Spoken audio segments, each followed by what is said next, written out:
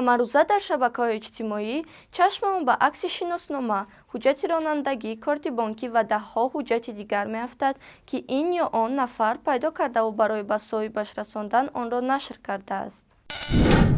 бо пайдо кардани ҳуҷҷатҳои нафари дигар зуд бо нашри он корнамоӣ кардан мехоҳем, вале гоҳо бо ин амал ба нафаре, ки ҳуҷҷат гум кардааст, метавонем зарар расонем. салом, ин навбат дар ин мавзӯъ хоҳем гуфт, то минбаъд ба хато роҳ надиҳед. беҳтар аст, ки дар нашри шиноснома, корти бонкӣ, ҳуҷҷати ронандагӣ ва ба ин монанд ҳуҷҷатҳо эҳтиёткор бошем. ҳангоми нашри ҳуҷҷати тасдиқкунандаи шахсият, ному насаб, силсила рақам, муҳлати эътибор, нишонии ҷойи истиқоматро пӯшонем, то ба соҳиби ҳуҷҷат зарар нарасонем. қалобон тариқи шабакаҳои иҷтимоӣ сайт меҷӯянд, ки аз ин ё он нафар рақами корт ва дигар мушаххасоташро ба даст оварда, маблағи кортро соҳиб шаванд.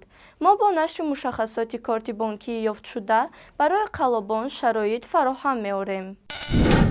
пайдо кардани соҳиби корт мушкил нест.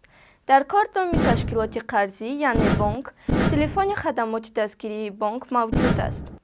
агар корти нафареро пайдо кардед, беҳтар аст, ки аввал ба бонк муроҷиат намоед. агар мехоҳед, ки аз тариқи шабакаҳои иҷтимоӣ соҳиби кортро пайдо кунед, ному насаби соҳиби кортро дар шабакаҳои иҷтимоӣ ҷустуҷӯ намоед.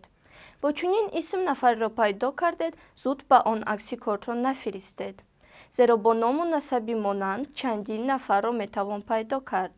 бинобар ин дақиқ кунед, ки ӯ шахс дар воқеъ корт гум кардааст.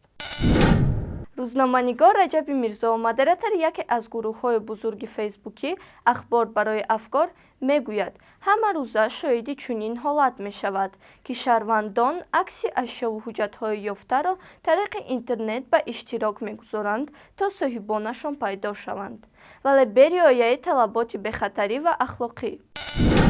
1-2 сол қабл мардум ин чизро намедонистанд бо ҳамон шакле ки ҳуҷҷатро пайдо карда буданд, яъне бо нишон додани рақам ва ҳама ҳуқуқҳои дигаре ки аллакай рақамӣ шуданд ва онҳо ҳифзшаванда мебошанд, пешниҳод мекарданд. аммо баъдан фейсбук барои ин баъзе муҷозотҳо таъин кард ва онҳоеро ки масалан на танҳо ҳамин гуна матлаб ё постҳоро пешниҳод мекунад, балки онҳоеро ҳам ки ҳамин гуна постҳоро иҷозати нашр медиҳад муҷозот мекунад, барои чанд рӯз масалан аз гузоштани пост ё навиштани шарҳ маҳрум месозад. фейсбук ва шабакаҳои дигар аллакай масалан ҳуҷҷатҳоро дар бо вайрон кардани масалан талаботи қонунгузорӣ аллакай қабул намекунад ва инро бояд мардум ҳам донанд. пеш аз ҳама вақте ки шумо як ҳуҷҷатро пайдо намудед, бояд болои рақам, агар ки масалан ҳуҷҷат бошад, ҳуҷҷати шиноснома ё ҳуҷҷати дигари муайянкунандаи шахсият бошад, бояд рақамҳо ва он чизҳои дигаре ки аз онҳо масалан гурӯҳҳои ҷиноӣ метавонанд истифода кунанд, онҳоро бояд шумо кур кунед.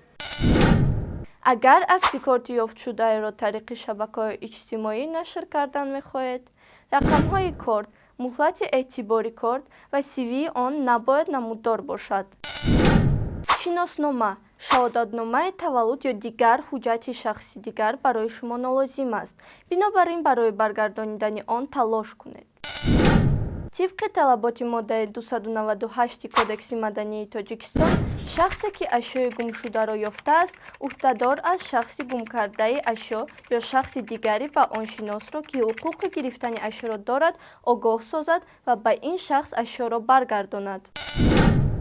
оё шумо ҳам ҳуҷҷат, пул, корти бонкӣ ё дигар ашёи қиматбаҳои ёфтаатонро баргардондаед? чӣ хел? дар шаҳр нависед.